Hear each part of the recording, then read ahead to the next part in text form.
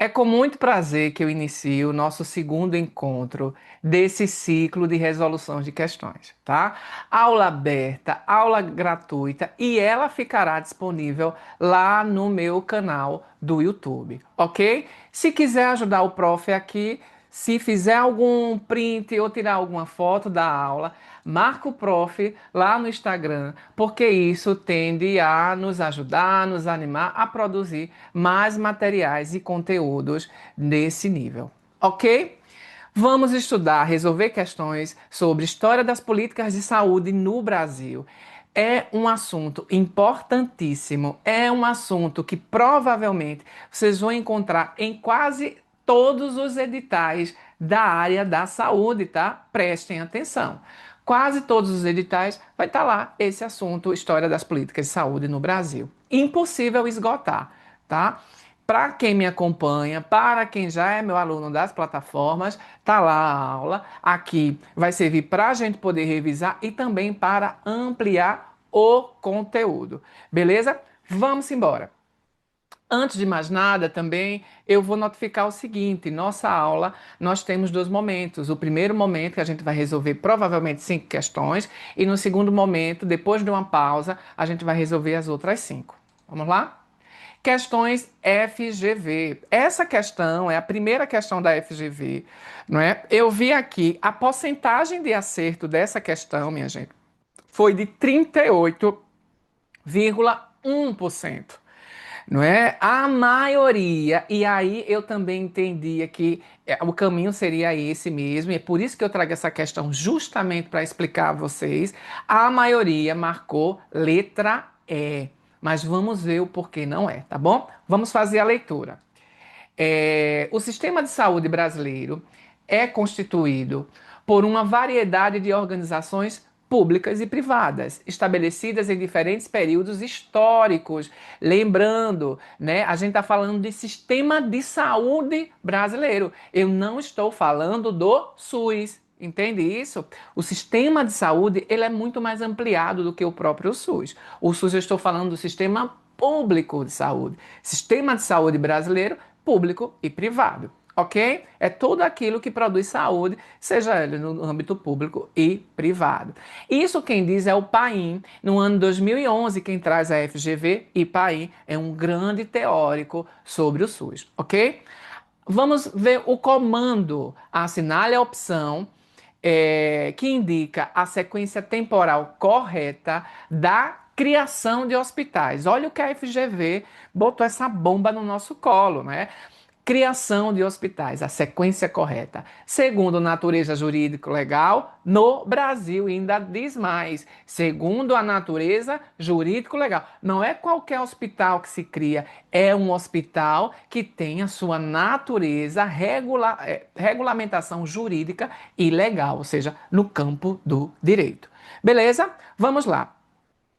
E aí eu já sei que os filantrópicos, e aí muita gente ficou em dúvida na letra C e na letra D, né? Porque, claro, a gente tem primeiro aqueles hospitais filantrópicos, não é? É aqueles hospitais da caridade, vinculados ao que hoje a gente chama Santa Casa de Misericórdia, onde os atendimentos eram feitos mais como uma questão para expurgar o pecado, né? Quanto mais eu cuidasse do pobre, do indigente, do doente, eu teria um espaço maior no céu. Essa era a grande ideia da filantropia. Então, os primeiros hospitais criados no Brasil, eles tinham esse viés assim da filantropia, da caridade, mas muito mais vinculado, isso aí é uma crítica do prof, tá? À expurgação do pecado, da culpa e aproximava mais de Deus, tá? E é por isso que esses hospitais é o que a gente chama, ou era dentro das Santas Casas de Misericórdia, que até hoje existe, né, as Santas Casas. Ok, minha gente? Beleza, então, a questão do filantrópico, eu já vi que muita gente já entendeu que o primeiro era filantrópico. A grande sacada aí é, depois vieram os hospitais públicos ou privados, e aí foi o nó. Eu já trouxe para vocês essa questão para vocês errarem mesmo, porque errou aqui não erra na prova. Porque é o seguinte, quando a gente pensa no SUS e na criação do SUS, a gente pensa na lei, na nossa Constituição Federal de 88. E a partir daí é que a gente diz assim: ah, então os hospitais públicos só foram criados em 1988 a partir da Constituição Federal. Errado, minha gente. Ó, quando a gente vai fazer análise das epidemias, a gente já pode observar alguns hospitais públicos, né, que foram criados para o quê? Para leprosos, para indigentes, para tudo aquilo que era errante no meio social, né? Inclusive, eu acho que em Paulista, vizinho, eu acho que é Paulista, tá? Aqui em Pernambuco, a gente tem o primeiro hospital de leprosos, né? Assim, do Brasil. E é público, não foi um hospital de alguma forma privado, tá? Então, esses hospitais, eles foram construídos para quê? Eles foram construídos para o controle de epidemias.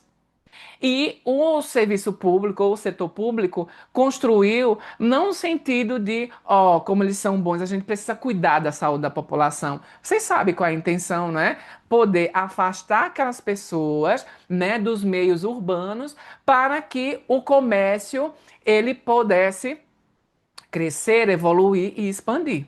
Ok, minha gente. Então, a gente vai observar, né, já no início do século XX, né, de 1900 e pouco, até eu acho que no fim do século XIX, alguns hospitais criados aqui pelo ente público, não era o SUS, mas pelo ente público, para poder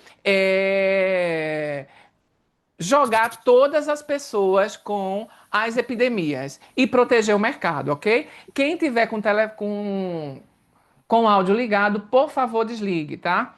Ok, minha gente, beleza? É assim que a gente precisa entender. Depois foi que a gente veio produzindo os hospitais privados a partir de quê? Do INPS. Veio o INPS e a proposta, inclusive no regime militar, foi financiar os primeiros hospitais privados. Foi justamente no regime militar que o modelo hospitalocêntrico ganhou força nesse país e ganhou força vinculado ao setor privado. Ok, minha gente, deu para entender isso? Então, observem essa ordem. Primeiro os hospitais filantrópicos, depois hospitais públicos, mas não eram esses hospitais públicos que a gente vê hoje, eram aqueles hospitais para poder excluir as pessoas e controlar as epidemias, tá? E esse controle servia para proteger o mercado, ok? Porque um país com muita epidemia, as pessoas não queriam vir para cá, ok? Trazer, né? Importar para cá, ok, minha gente? Aliás, importar não, exportar para cá. Enfim, vocês entenderam? E depois vem a questão do avanço do hospital privado, então, filantrópicos, públicos e privados. E aqui eu trago, nesse quadro, todo esse contexto. Ok? A caridade cristã que fomentou os hospitais filantrópicos e tem até hoje, né? A questão dos hospitais públicos para poder atender às necessidades sanitárias e econômicas, onde serviram para o isolamento de lepra, varíola, febre amarela e etc. E por fim, os hospitais privados, né, que eles foram comprados, né, através dos recursos do INPS lá no e depois foi fomentado pelo INAMPS, mas no início o INPS lá pela década de 60 já com o governo militar, ok? Que foi nesse período onde houve a expansão dos hospitais no nosso país. Alguma dúvida, minha gente, ficou? Beleza? E essa questão eu trouxe porque eu sabia. Eles vão associar a criação dos hospitais públicos provavelmente ao início do SUS. E não é assim. Nós tivemos hospitais, claro, com outra característica e com outra finalidade. Foi por isso que o SUS ele foi tão necessário, tá? Esse outro modelo antigo recebeu muita crítica para o SUS poder existir. Entenderam aí? Me digam, me dê um feedback nas mensagens do chat aqui. Vamos lá?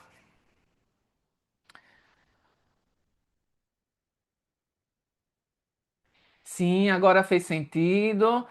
Quem foi que disse que errou? Tá vendo a casca de banana? Vanessa disse que errou. Sim, Laura disse que entendeu. Vamos embora, então. Essa questão, 38,1% das pessoas acertaram, ok? Vamos para a segunda questão.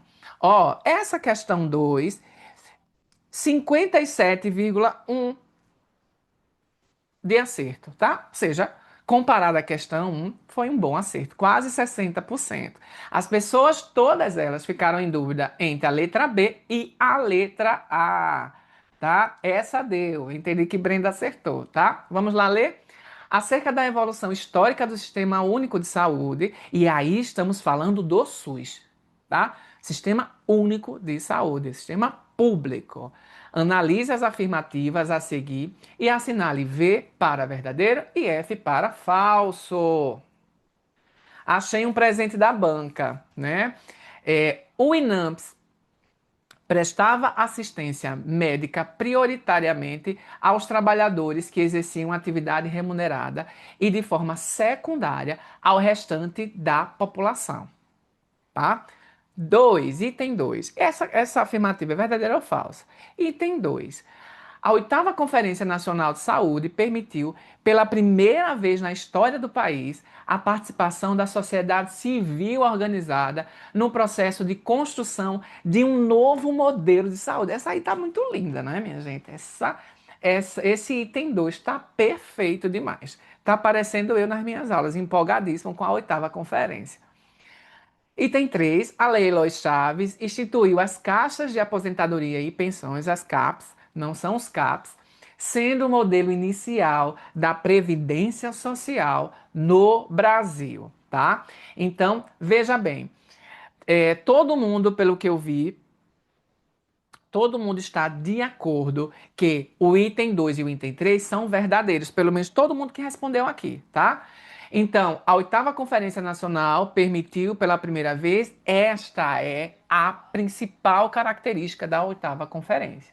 As outras conferências nacionais de saúde, né, elas foram realizadas sem a participação social. A partir da oitava conferência, e ela foi o marco, né? A gente já entende que, pela primeira vez na história desse país, as pessoas puderam decidir. E aí, minha gente, era um ônibus saindo de Recife. Eu não sei de Maceió, mas eu soube que de Recife, eu não era nem nascido, né? Mas a gente olha a história e conheci muita gente que participou aí da oitava conferência. Tive diversos professores e eles falam sempre com um brilho no olhar da esperança que essa conferência deu em relação ao controle social. Né? Pela primeira vez na história desse país, a população, a partir das suas representações, ela foi convidada para poder dizer o que é que ela quer da saúde. Olha que coisa linda. No ano de 1986. Ok? Beleza? Essa é uma boa revisão. A Lei Eloy Chaves, ela institui as caixas de aposentadorias e pensões. Já já a gente vai ver uma explicação melhor sobre ela. Institui sim. E aí eu já disse na aula. Quem tem meu curso, quem comprou, não podia ter errado essa questão, porque essa aí eu disse e redisse e disse de novo. Sempre é considerada o marco inicial da Previdência Social no Brasil. E por quê? Porque, minha gente, para quem não tem acesso ao curso e está com esse assunto tendo contato agora, a gente precisa entender que a Lei Eloy Chaves, ela institui as caixas. Essas caixas, elas estão para apenas as pessoas que têm um vínculo formal de trabalho. Tá? Então, além delas receber os benefícios da Previdência, elas ainda recebiam alguns benefícios de saúde. Atenção à saúde. A saúde das caixas era para todo mundo? Não, era excludente apenas para aquelas pessoas que estavam vinculadas às caixas, ou seja, que tinham um vínculo formal de trabalho. Já já a gente vai ver, tá bom? Ok?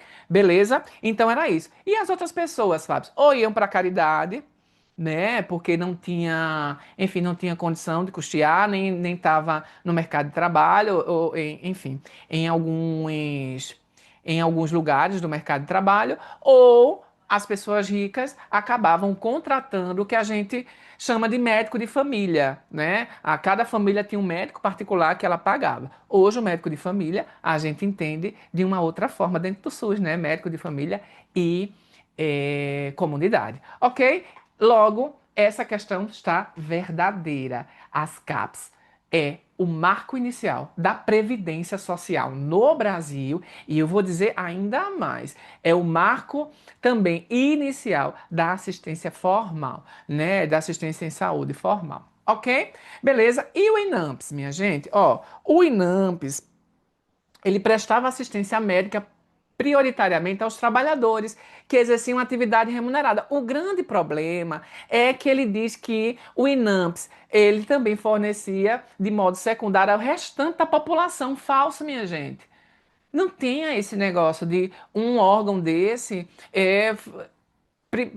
dá uma preferência para quem está vinculado ao mercado de trabalho, aos trabalhadores, e o que sobrasse ia para a população não recebia, a população só foi nesse macro na assistência a partir da nossa Constituição de 1988, que institui o SUS, tá? Então, o INAMPS não prestava assistência ao restante da população, o restante da população vivia, continuava vivendo da caridade, etc, tá, minha gente?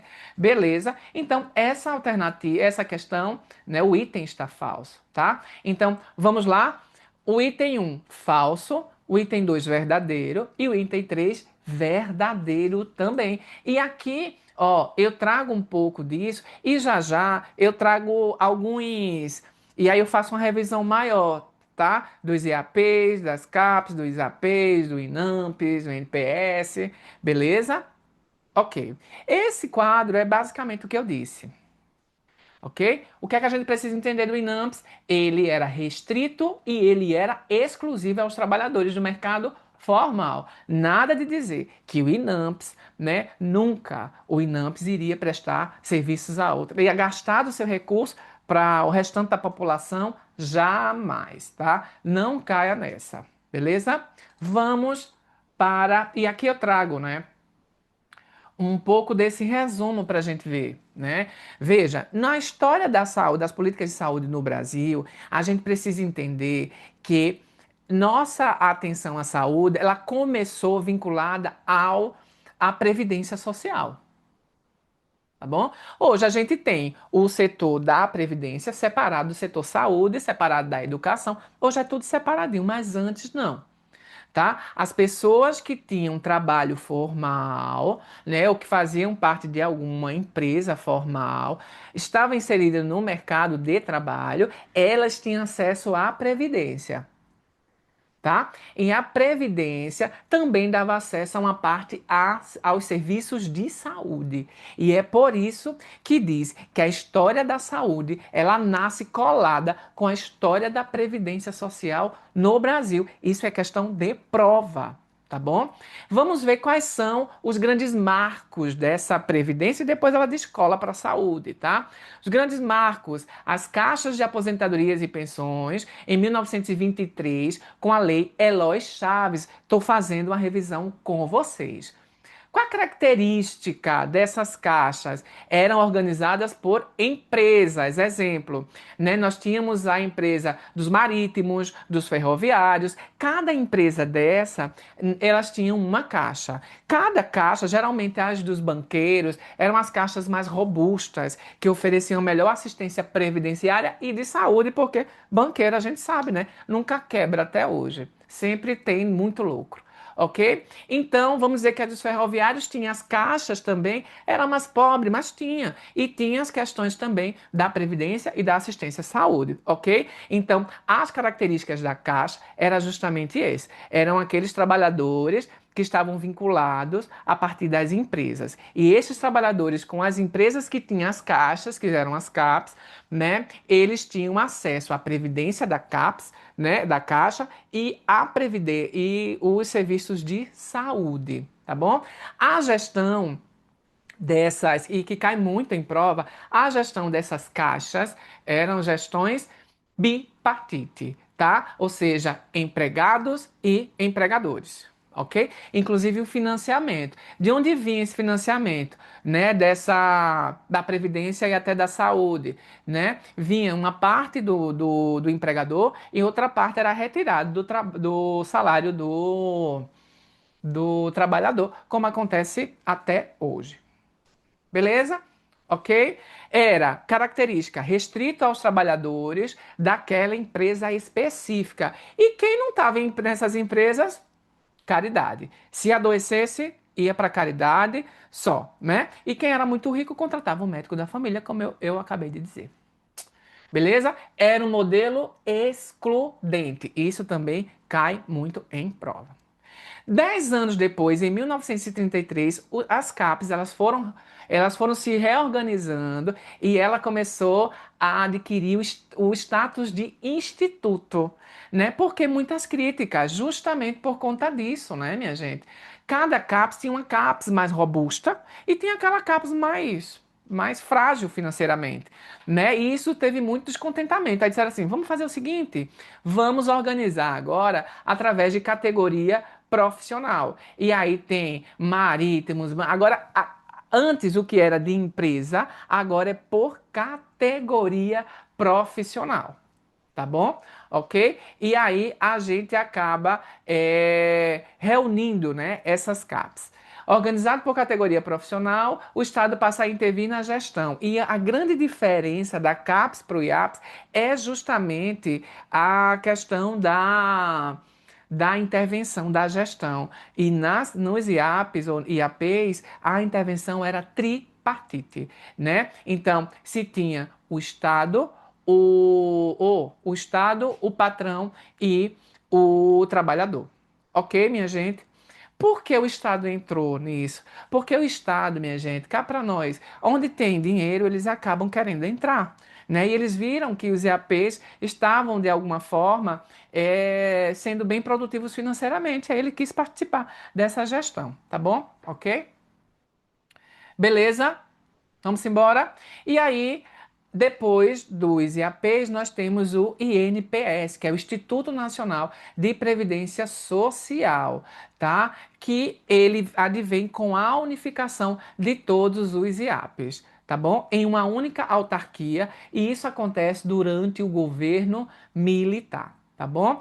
E aí segue a mesma coisa, trabalhadores formais e seus dependentes. Lembrando que é no período do INPS, justamente com esse governo militar, que há uma financeirização do setor privado, dos serviços privados, inclusive dos hospitais, tá? Então, há uma centralização administrativa e financeira, há um fortalecimento da compra de serviços médicos do setor privado, tá bom? E aí é onde o que a gente chama que há um início do complexo médico-industrial da saúde e do modelo hospitalocêntrico, principalmente o modelo privado.